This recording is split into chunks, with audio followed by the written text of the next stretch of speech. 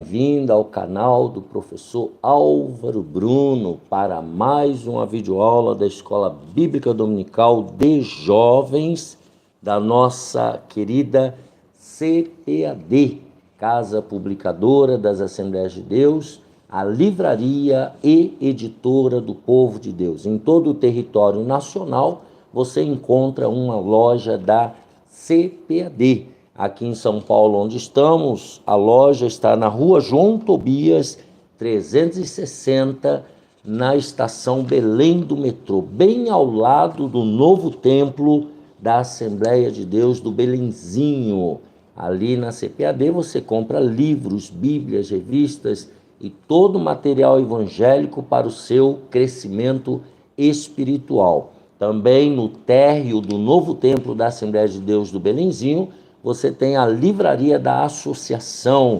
Ali você procurando o Alex e o pastor Silas, ali também você compra bíblias, revistas e todo o material evangélico para o seu crescimento espiritual. E a Provix, que é a livraria online, parceira aqui do nosso canal, quando você compra na Provix, você coopera diretamente com o canal do professor Álvaro Bruno. Deus abençoe essas lojas, Deus abençoe aqueles que são membros do canal, Deus abençoe o irmão Jefferson Queiroz, que tem sido aqui um parceiro, Deus abençoe também o irmão Reginaldo Aparecida Amaral, que tem nos cedido esse espaço onde está o nosso estúdio provisório. Deus abençoe o irmão Reginaldo, sua esposa Francileide, a Estherzinha, sua filha, também irmão Josué, marido da Marilena, que também tem nos ajudado aqui na composição desse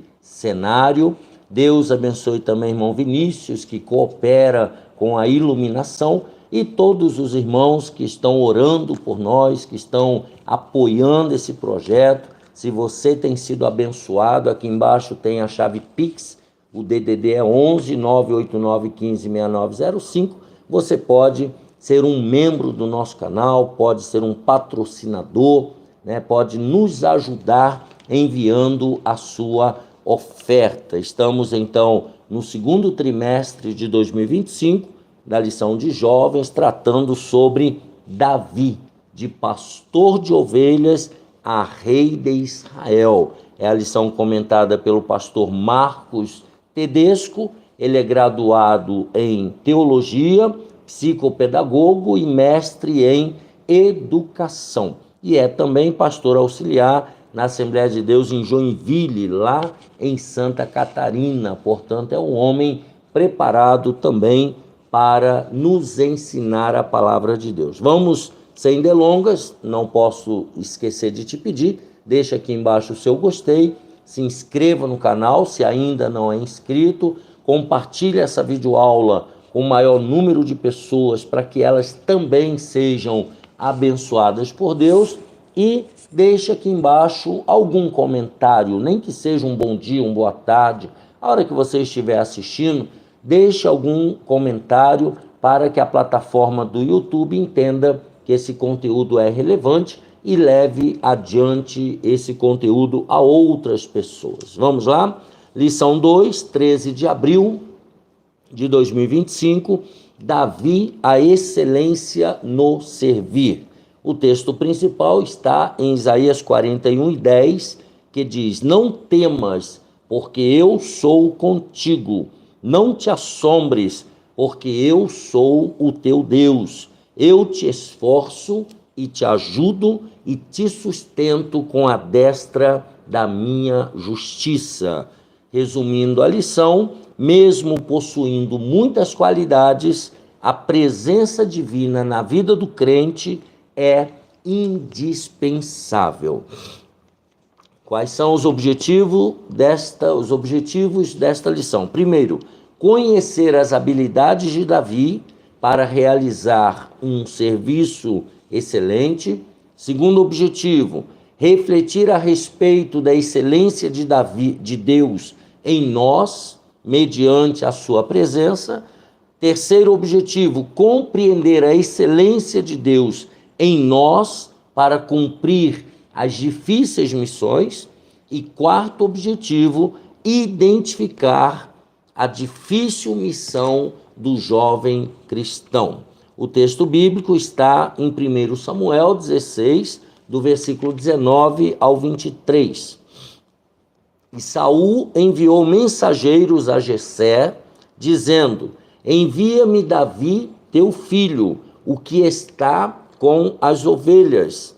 Então tomou Jessé um jumento carregado de pão e um odre de vinho e um cabrito, e enviou-os a Saul pela mão de Davi, seu filho. Assim Davi veio a Saul, e esteve presente ele, e o amou muito, e foi seu pajem de armas. Então Saul mandou dizer a Jessé: deixa estar Davi perante mim, pois achou graça a meus olhos. E sucedia que, quando o espírito mau da parte de Deus vinha sobre Saul, Davi tomava a harpa e a tocava com a sua mão. Então Saul sentia alívio e se achava melhor, e o espírito mau se retirava dele. Então nós temos aqui que, quando pensamos em Davi, somos levados a uma admiração praticamente inevitável diante de tantas qualidades. Davi era um jovem de muitos talentos. Em cada lugar por onde Davi passava, ali ficava sua marca registrada. Qual era a marca?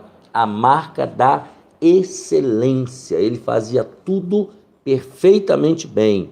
Na vida de Davi, então, as competências adquiridas eram envoltas, eram cercadas em sensibilidade, integridade, responsabilidade, dedicação, arte e uma exemplar dependência divina. Talvez, na minha opinião, seja a mais importante. Davi, ele era sensível, Davi, ele era íntegro, ele era responsável, ele era dedicado, ele fazia com seu instrumento arte e ele era totalmente dependente de Deus. Vejamos o tópico 1, um currículo notável para um serviço excelente, um pastor de ovelhas.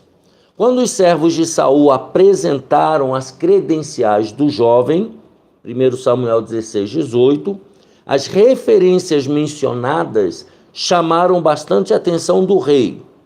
Por quê? Quais eram as referências? Um músico admirável, era um valente, ele era animado, era guerreiro, era ponderado nas palavras, era equilibrado nas palavras, era educado e, o mais importante, o Senhor Deus era com ele. Como é bom Deus ser comigo e com você em toda a nossa vida. O rei não perdera tempo e imediatamente mandou chamá-lo. Rapidamente falou: um talento vivo desse não vamos perder. Porém, antes de chegar à corte, Davi aprendeu muito com o rebanho de ovelhas. Ali, no meio do rebanho das ovelhas de Jessé, seu pai, foi a escola de Davi. O mais novo, Davi, novo de um total de 8 filhos, o jovem tinha no campo a oportunidade de aprender importantes lições acerca de, primeiro, cuidar, conduzir, prover, proteger, acolher e defender. Uma grande escola para os tempos vindouros. Então, o futuro que se chegava para Davi, teve como pano de fundo essa escola que ele aprendeu a cuidar de ovelhas, conduzir ovelhas, proteger as ovelhas, acolher e defender as ovelhas. Isso era o preparo de Davi para o futuro. As ovelhas, munidas de destacada fragilidade, ovelha é um animal frágil, simples, dependiam do jovem pastor, dependiam de Davi, para um desenvolvimento dentro do esperado. Os perigos eram muitos e por diversas vezes o jovem arriscou a sua vida na defesa das suas ovelhas. Está lá em 1 Samuel 17:34. Então, Davi arriscou a sua vida por causa das ovelhas, matando o urso, matando o leão, porque ele não ia deixar eles destroçarem as suas ovelhas. Como pastor, pacientemente dedicou-se ao exercício de sua função, que era cuidar de ovelhas. E depois de uma longa espera, não foi um dia, nem dois, nem uma semana, receberia o fruto correspondente ao seu trabalho. Aquilo ali valeu a pena a espera, valeu a pena o esforço. Ser pastor era uma árdua tarefa e que exigia muita persistência. Não era qualquer pessoa que conseguia cuidar de ovelhas. Muitos desistiam. Era necessário muita perseverança, muita persistência. Davi era corajoso e dedicado no pastoreio, buscando dar sempre o seu melhor, sem nunca reclamar. Então, Davi sempre dava o seu melhor.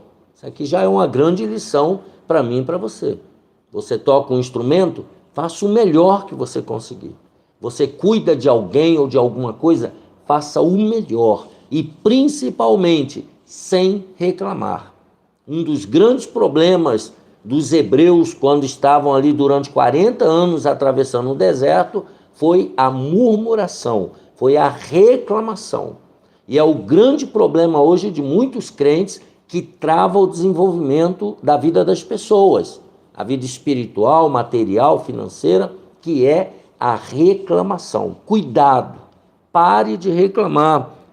Sem dúvidas, foi uma época de grande aprendizado.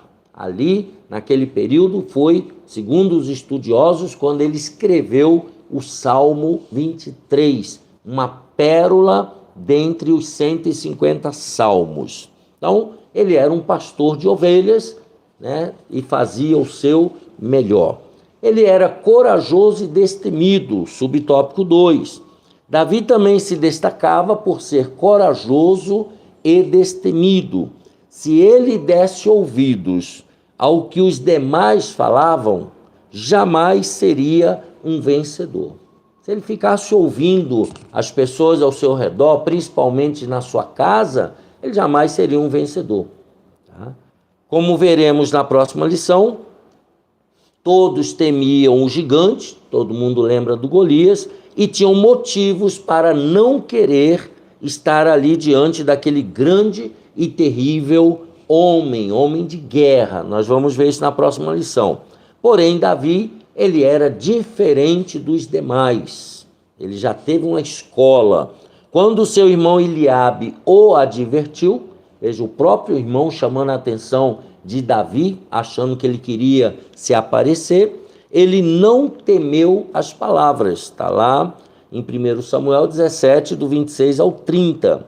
Também não se desmotivou com o juízo que o rei Saul fizera a seu respeito, dizendo que ele era uma criança, que ele não era guerreiro, que ele não era preparado.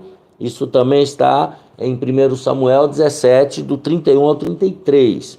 Não se amedrontou com as palavras ameaçadoras de Golias, lá do versículo 41 ao 51, de 1 Samuel 17. Também Davi não se amedrontou, não se acovardou. Davi temia somente ao Deus vivo, ao seu próprio Deus. E por temer ao Senhor, temer aqui no sentido de honrar, de amar e de saber que o nosso Deus, ele é todo poderoso, e por temer ao Senhor, ele honrava o povo de Deus. Ele honrava aquele povo que Deus criara. Davi demonstrava amor pela palavra do Senhor e tinha um forte desejo de crescer ainda mais em sua intimidade com Deus. Então, Davi era um amante da Bíblia Sagrada, da Torá. E muito tempo antes de Samuel ir à sua casa, a casa do belemita, ungir o caçula de Jessé, que era Davi, Deus já sabia quão valoroso, corajoso e destemido era aquele jovem. Deus já conhecia Davi.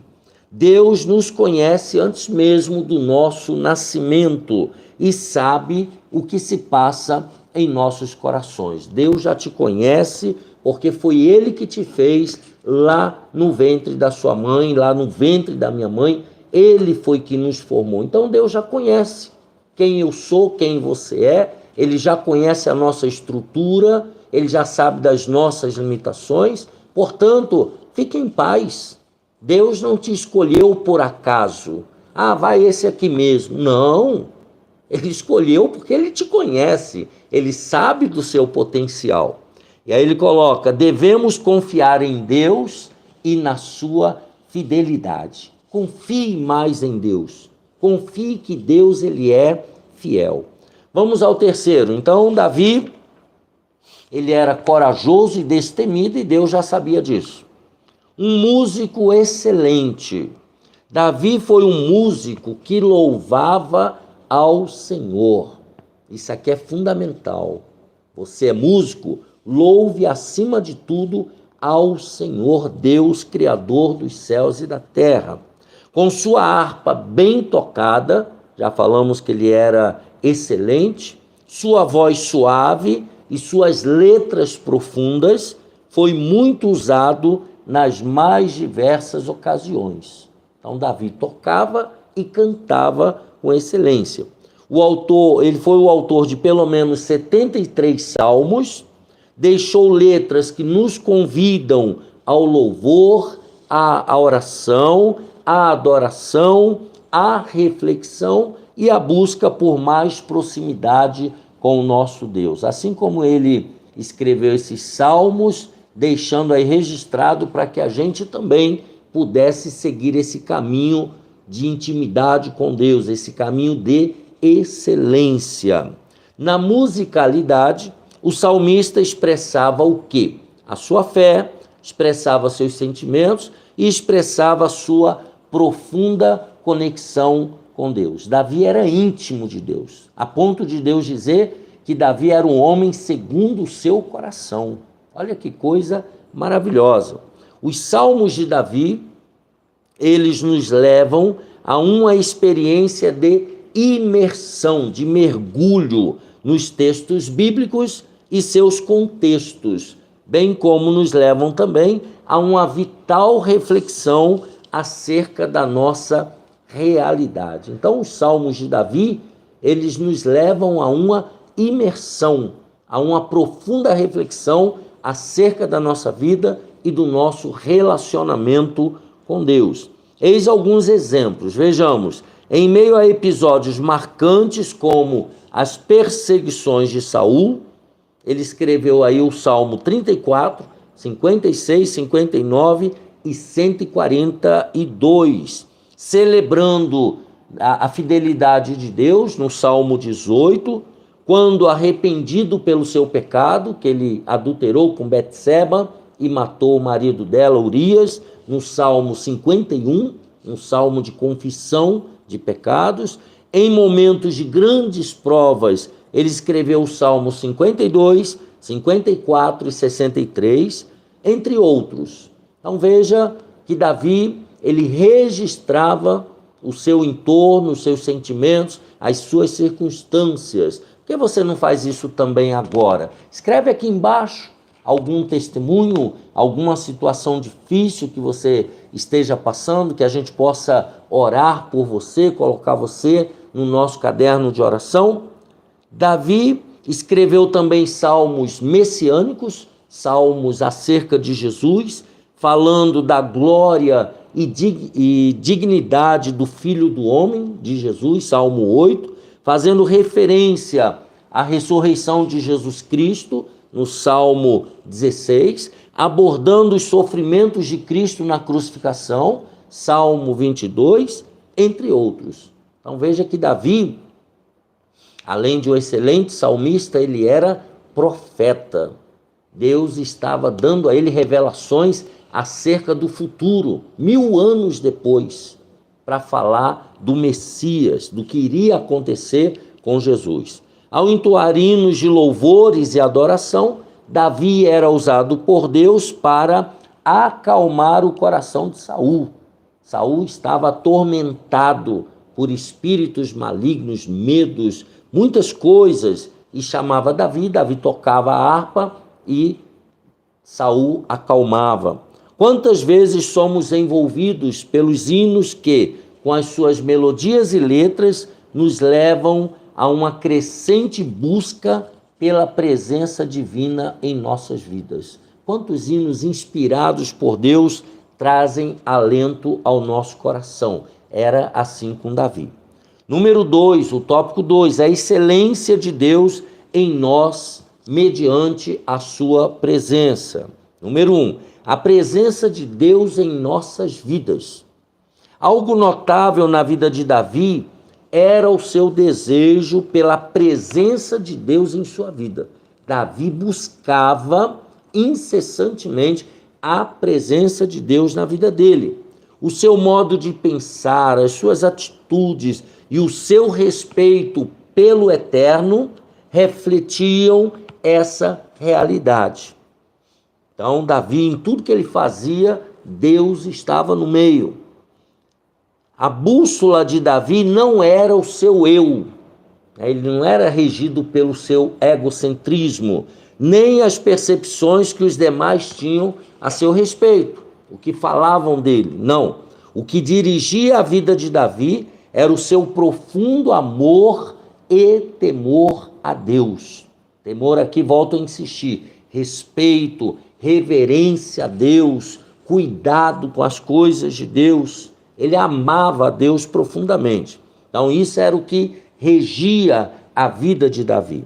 Ao longo da vida, muitas foram as oportunidades para fazer as coisas de forma diferente do que acontecera. 1 Samuel 24. Com atitudes que seriam amplamente reveladas por aqueles que o acompanhavam. Então ele teve a chance, a oportunidade de ir por caminhos totalmente diferentes do que Deus determinara. Mas Davi soube depender e obedecer aos desígnios de Deus.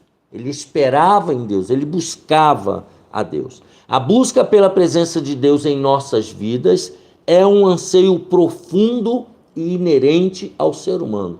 Todo ser humano quer buscar a Deus, só que às vezes não tem força.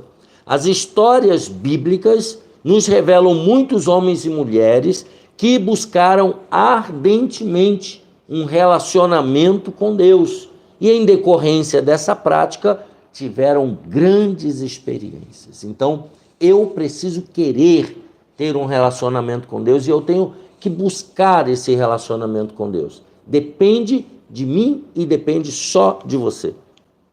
O cristão deve buscar, então, de uma forma intensa, a presença de Deus em sua caminhada.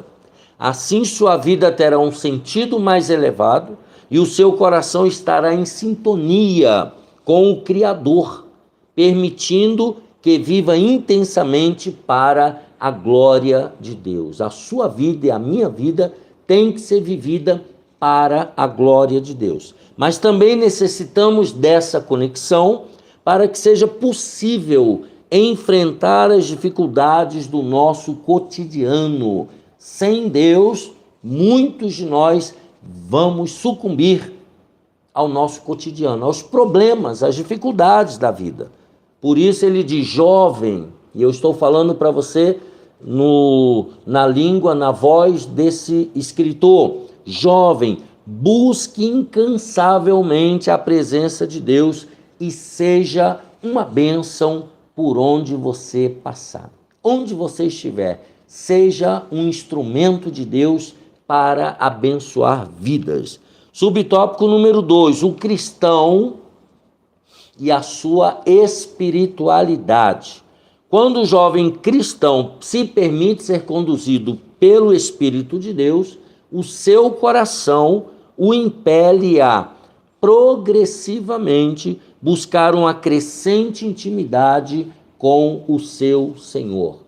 Então, quando você se permite ser dominado pelo Espírito Santo, você vai buscar essa intimidade com Deus. É nessa dinâmica que a espiritualidade vai se desenvolvendo, você vai crescendo espiritualmente. Na caminhada cristã, devemos a todo tempo buscar uma vida que reflita os ensinamentos deixados por Jesus. Eu e você, nós precisamos viver parecidos com Jesus. Mas, para que isso aconteça, precisamos ter uma disciplina espiritual dedicada por meio da oração, do jejum, da leitura e meditação bíblica, da adoração, do serviço cristão, do evangelismo e discipulado, entre outras possibilidades. Tudo isso aqui são disciplinas espirituais que eu e você precisamos manter no nosso dia a dia. Oração, jejum, leitura e meditação da Bíblia, adoração, serviço cristão, evangelismo e discipulado. E tudo aquilo que cair na sua mão para fazer no reino de Deus. Isso são disciplinas espirituais. No entanto, atualmente, infelizmente, muitas pessoas são levadas para uma superficialidade, onde os valores se dissipam, os princípios são ignorados, o que é correto é negligenciado, deixado de lado, enquanto o relativo e o efêmero são colocados em evidência. As pessoas dão muita importância a coisas passageiras, e as que são realmente fundamentais, as pessoas deixam de lado. Mas essa não pode ser a realidade dos que andam na luz. O cristão, por meio das práticas espirituais, das disciplinas espirituais que a gente acabou de falar, sai da superficialidade de um mundo pecaminoso e é impulsionado a buscar bases sólidas em sua jornada de fé. Então, cada vez você vai mergulhando mais em Deus, mergulhando mais na palavra de Deus e vai crescendo na sua vida espiritual. Número 3, conduzido pelo Espírito Santo. O texto bíblico nos revela que o Espírito do Senhor era com Davi. 1 Samuel 16:13. Da mesma forma que o Espírito Santo foi com Josué, né, e também foi com Saul no início da sua jornada. Ao longo do Antigo Testamento, nós vemos diversas vezes o Espírito Santo, ele é mencionado desde o Gênesis capítulo 1, versículo 2. E como Deus sempre está presente. Nesse período, o Espírito habitava nas pessoas para o desenvolvimento de ações específicas no meio do povo de Deus. Então não era todo mundo, eram algumas pessoas selecionadas e o Espírito Santo entrava nessa pessoa para capacitá-la a fazer algumas ações determinadas por Deus para o povo de Deus. Já a partir do Novo Testamento, os cristãos recebem a habitação permanente do Espírito Santo. Então, a partir de Atos 2 dos apóstolos no Novo Testamento, todos que recebem a Cristo como Salvador recebem o Espírito Santo dentro de si. Então, todo cristão possui dentro de si a presença de Deus, o Espírito Santo. Na Bíblia, lemos em Efésios 5,18, enchei-vos do Espírito. O encher aqui vai além de uma experiência durante o culto e nos leva a perceber uma amplitude de vida, uma amplitude de obra e uma amplitude de prioridades e de sentidos. Então, ser cheio do Espírito Santo não é só para dentro do culto pular, dançar no Espírito, cantar, profetizar. Não é só isso. Na segunda-feira, você tem que estar cheio do Espírito Santo no seu trabalho, no metrô, no ônibus. Na terça-feira, você tem que estar cheio do Espírito Santo no seu casamento. E assim, todos os dias da sua vida, você precisa estar sempre cheio, se enchendo do Espírito Santo. É isso que ele está falando aqui. A presença do Espírito Santo em nossas vidas nos leva a um modo de viver diferente, Gálatas 5:25.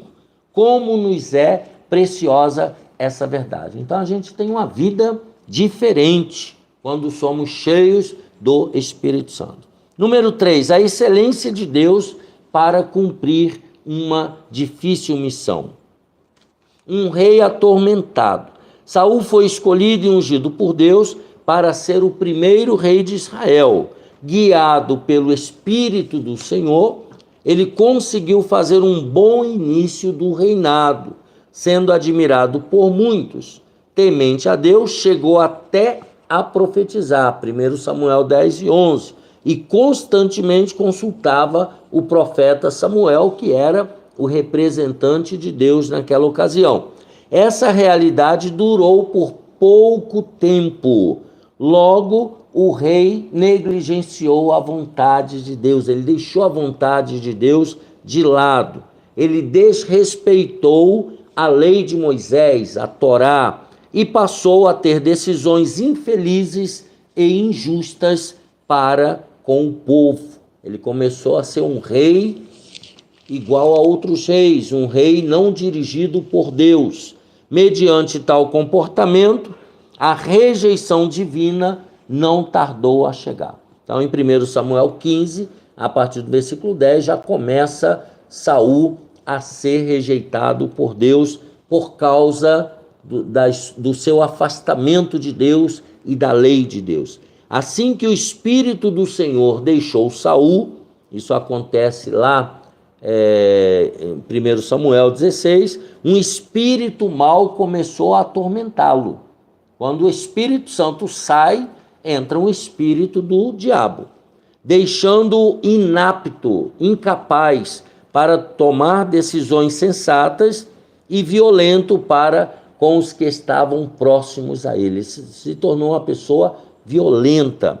Até os seus servos estavam impressionados com a ação maligna na vida de Saul, do rei Saul, e sugeriram então trazer um músico para que o monarca se acalmasse e o espírito mau o deixasse em paz. Foi quando eles convidaram Davi para tocar harpa. Nesse contexto então de tormenta e de fúria, Davi é introduzido na corte de Saul. Enquanto tocava sua harpa e entoava belos hinos, o jovem foi se familiarizando com a rotina dos mais altos escalões e, como bom aluno, foi sendo preparado para as grandes responsabilidades que viria a ter um dia. Então aqui nós temos Davi sendo preparado para futuramente ser o rei. Ele iria ficar, logo nós constatamos, no lugar de Saul. Um reino em apuros. Olha a situação.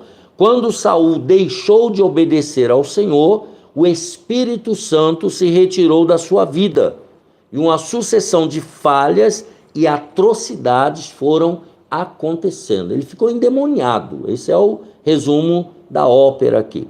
Se Deus já não era mais o Senhor daquele monarca, de Saul, o povo não mais seria bem-aventurado e feliz.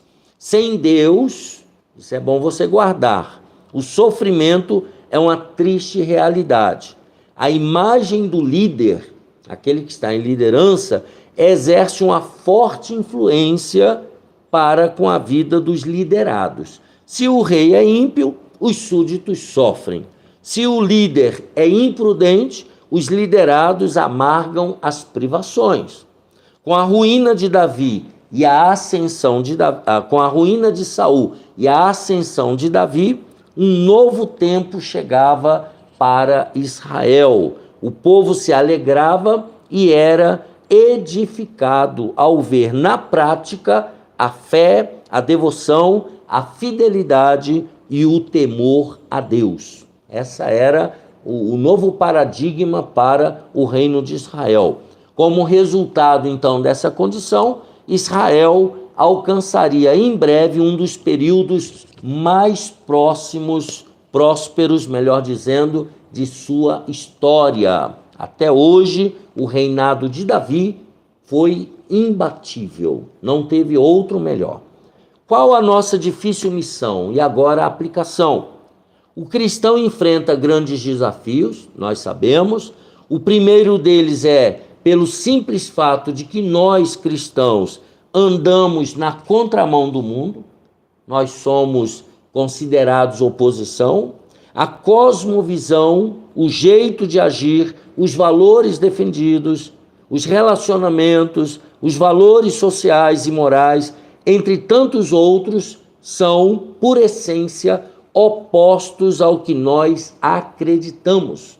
Então, o mundo tem uma visão, uma cosmovisão completamente diferente da do cristão.